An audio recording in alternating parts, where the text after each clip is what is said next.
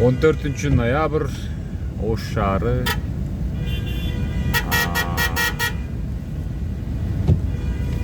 Бул жер Курманжандатка жана Навай көчөлөрүнүн кесилиши. Светофор өзүңүздөр көрүп тургандай иштебейт. Свет жок. Бирок могул жерде 40ка жакын ГАИ турат.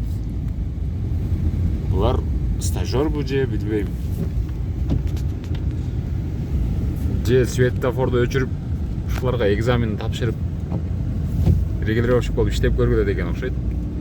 Себеби утуру бирөө келип, бирөө кетип, алмашып, мындайча айтканда экзамендик бир тур болуп атат окшойт деп ойлоп койдум. Анткени балким бир эле постто андай 20-30 гаишник турбаса керек эле.